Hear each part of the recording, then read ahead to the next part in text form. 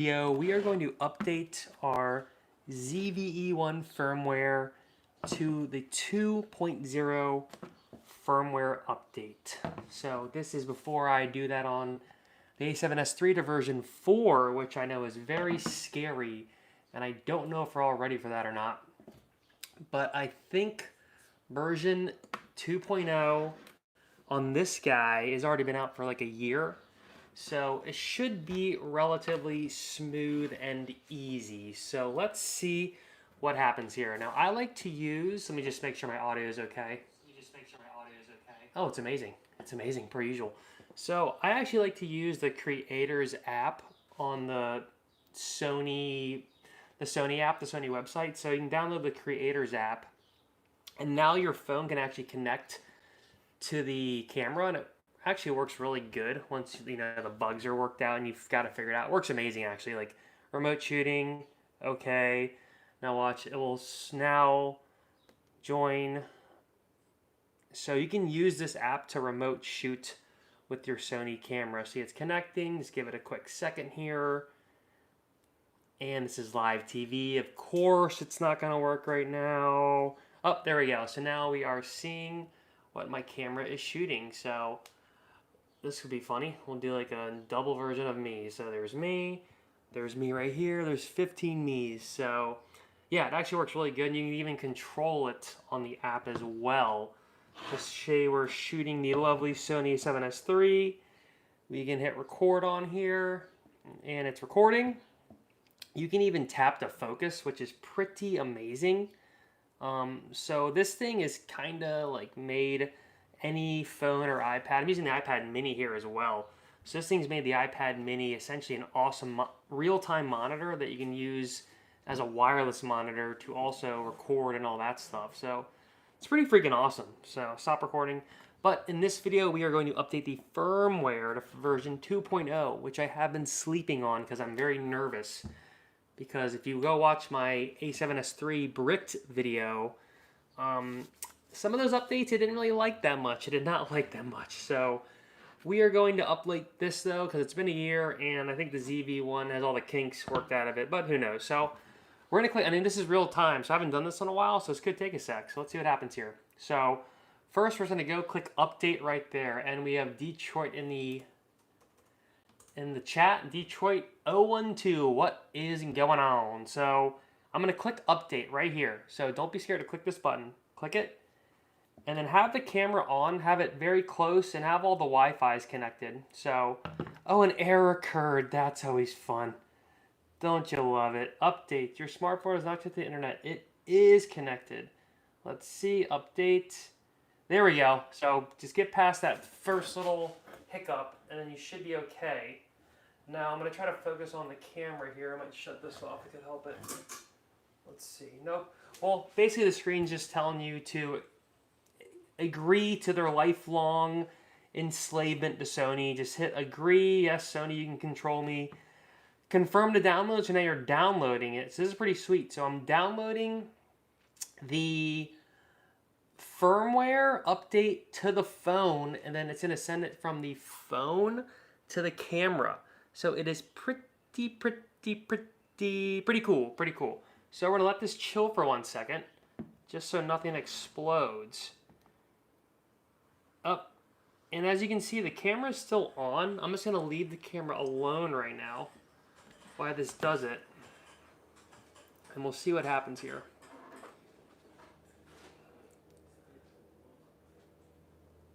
Now it's still downloading, so we'll see. It's gonna be a little bit, so talk amongst yourselves.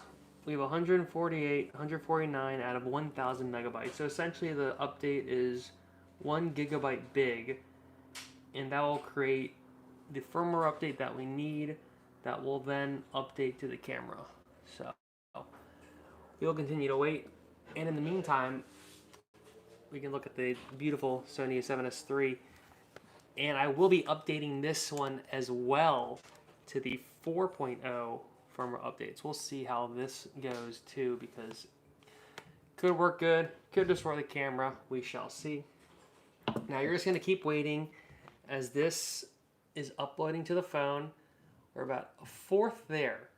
So be patient. I do think this is kind of the easiest way now. The other ways are, you know, you got to plug your camera into the computer. There's a couple ways that this used to be done. But I'm going to say the Creators app is a really easy way to do it because it's just kind of seamless. And as long as you have it all connected and you get used to the Creators app, it kind of is like a really good app. They used to have an old app, the Sony imaging app, that wasn't that great at all. It was kind of trash. But this app is the bee's knees, so we like it a lot. So we're getting close. We're about a little over a third there, so just be patient. Just let it go. This is a real-time firmware update, so this will help many of the peoples. And the firmware update this was on was I think 1.3. So this is kind of a big update, and it's been like a year. And again, I didn't update it because I was a little nervous, and I just wanted to wait and not get too crazy. So as you see, we're about halfway there. You can read that tiny text.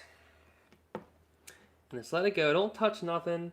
Don't touch the camera. Don't touch anything. And just let it continue until we're at the finish line. And we are halfway there. So usually I'm going to say that when you update stuff like this, sometimes you want to just wait a few months even and not be like right on the cusp of right when it updates. Because like MacBooks or Apple products, sometimes they need to work out some bugs, and sometimes it can create an issue with the camera or the Apple product or whatever. So you always want to do this within mind. You could be doing something naughty, so always be careful, and that's why it's maybe best to wait a few months, wait a few weeks, wait however long, because if it's working, if it ain't broke, don't fix it. So sometimes, unless like there's an update that you're really fiending for, or I think it's good practice just to always update your stuff to the newest firmware just to kind of keep it current. There is a chance it could mess up some of your workflow, etc. So it's always good to be careful with that, and at your own risk. This is at your own risk. So we have about 3/4 done, 1/4 to go. Let's bring it home. Come on. Because the people want to see this. This is not the most entertaining TV. So you can see it's a gigabyte download. So make sure your thing is not the most full ever and has a little bit of room to make sure you can download it. But look, we're getting close. We are almost there. We're almost there. Come on, mate. You're so close, but so far. And then once it finishes downloading, it will then give us the next step to get the firmware update on to the lovely ZV-E1.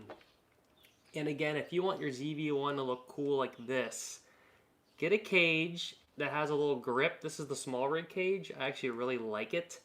The top handle, though, is from my A7S III magnesium top handle. And the ZV-E1, it's really nice having a top handle because the camera gets really hot. So it's always nice to grab it up here and just avoid touching the very hot camera. So the ZV-E1, it's funny because it's supposed to be like a small camera, but when you build it out a little bit, it gets a little more easy to use as like a normal camera, because compared to the A7S III, like this thing's ginormous. There is the kit lens on here, which makes it smaller too, but don't be scared to build it out a little bit, because it will still stay very tiny and small, but have a few helpful features that really do come in handy. So, all right, guys, we have finished the download. Now I'm going to make sure that the ZV-E1's on. So I just have it on its normal mode. It says download complete. The app will connect to your camera. Ensure that the camera is turned on. The camera's on. Now I'm going to click transfer files to camera. Now if any of the device connected to the camera, it may be disconnected. So just disconnect devices. If you have like the Creators app on another thing on there. So I'm clicking it. Click join. Maybe have good internet for this too. Don't do this like outside on data. Be at your home, do it with the Wi-Fi. Checking camera's response. Now we're gonna wait a sec. So checking camera's response. Camera is accepting. Now you'll see the camera says receiving data right here. So it is receiving data. It is transferring files. So transferring files and receiving data. That is good stuff. Now we are transferring the files. I think you have to have an SD card in the ZV-E1 as well. I'm not 100%, but I would just have the SD card in there. And maybe don't have it like maxed out. Mine's not formatted, it's just normal. We'll see if that's gonna do me dirty or not. But right now it's transferring the firmware update to the ZV-E1 from the app. This is magic. We're living in 2025, the future. 10%, so we're 1/10 there. So it's kind of like watching paint dry. Let's just continue watching this. I would keep the iPad or iPhone close to the camera. Doesn't have to be touching it like this, but just have it nice and close so the files are transferring very nicely. It's the great deal. About 50%, it's like watching paint dry. So in the meantime, we will hang out, because this will be a real-time video, so we'll see how long this actually takes. Right now, it has taken 10 minutes, so it's not the worst process. We have Messi Ronaldo in the chat. Hello, Messi. Ooh, your name's cool. It's like mixing Ronaldo and Messi. Amazing. Thank you for joining. So yeah, guys, I don't know if anyone has a ZV-E1 or the glorious A7S III, but in the meantime, we'll talk about a quick little thing. So I have a lot of Tamron lenses, which I like a lot because they're light, they're cheaper, they're small for being like a super crazy 2.8 full frame lens. What's funny is I've noticed the ZV-E1's kit lens, which is smaller, but it is a Sony lens, actually has been having more trouble autofocusing on me than the Tamron lenses, which is pretty crazy because usually third-party lenses will have a trickier time focusing than the Sony lens. But because the Sony lens isn't as good in low light, it's like 4 to 5.6 aperture, I think that's actually making it less responsive. But it is actually not as good as nailing the quick box auto ifocus, and actually goes out of focus more. So it's kind of interesting. So, we'll see if maybe the firmware update helps that. Because again, this firmware I had was 1.33 or something, and it's the older update. I think it might be one update since the camera came out. But this is the newest update for the Sony ZV-E1, but it's still about a year old. So again, I think it's fair to go for it. I did not look online to see if this was going to ruin the camera, but hey, YOLO. So we are about halfway there. As you can see, it still says receiving data. This still says transferring data, and it will go from 0% to 100%. And we are still slowly going. Now, don't touch anything. Don't even think about it. Let this stuff chill. You can listen to the birds chirp as this concludes its thing. And I'm going to grab a glass of water.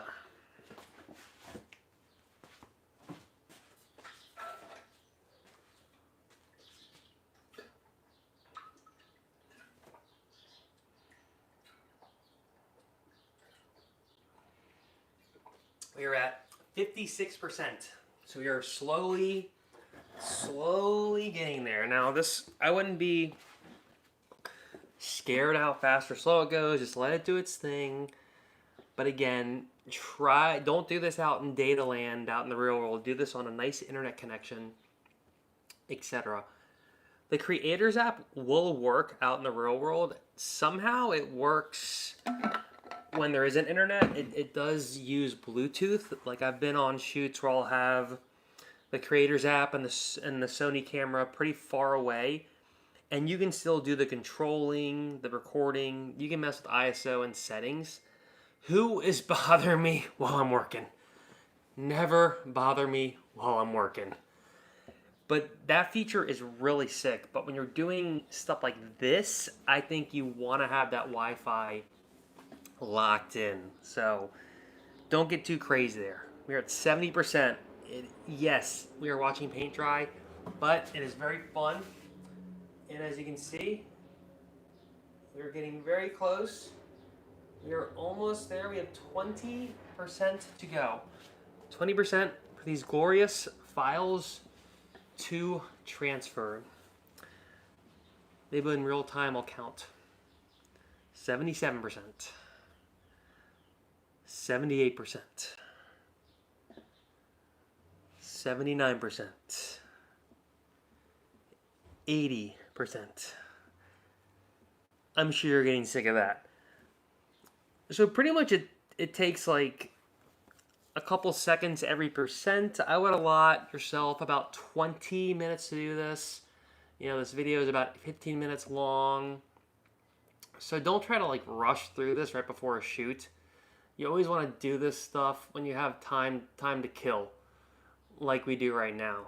So actually I have stuff to do today, but I decided to do this because I'm addicted to making videos on the internet. It's a lifelong passion, or actually no, it's like a 15-year passion. But that validation you get from you strangers on the internet is pretty dang good. It's pretty dang good. It's almost as good as the real life validation. All right, 93%. Countdown. It's like watching the ball drop. 95%. 96%. 97%. 98%. 99%. And 100. 100. File transfer complete. Proceed the update according to the steps shown on the camera screen. So now we're moving from this app to the camera. So don't hit close though. Just let this chill for a second. Now you see the camera saying, please follow these precautions till the very end. And I'm going to scroll down. It's just telling me don't turn off the camera.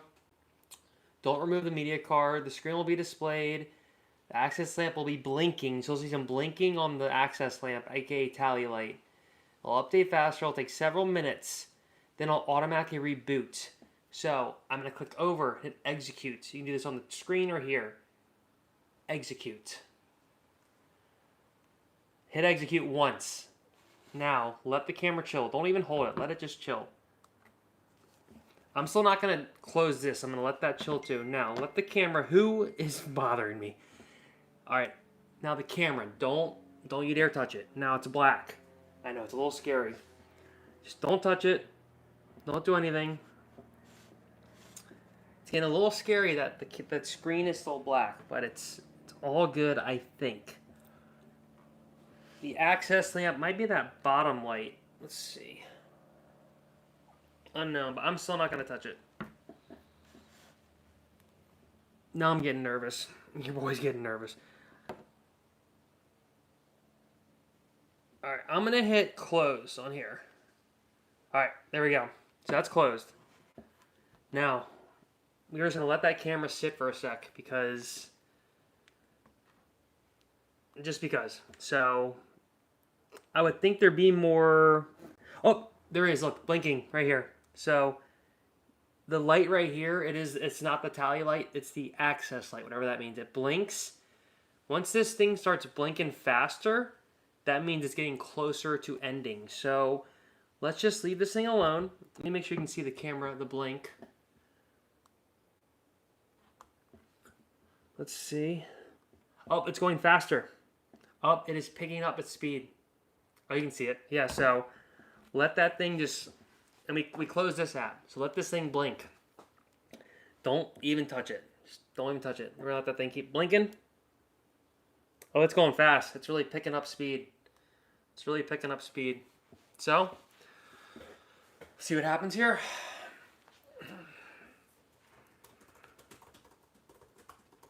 The red light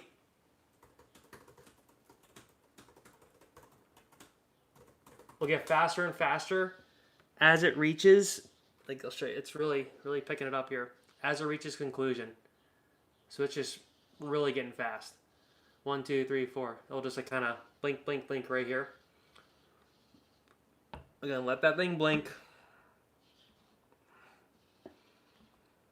Blinky. Little blinky. Don't turn off the camera. Don't touch the camera. Boom. We have the screen. Body update complete. Would you look at that? Click OK. Boom.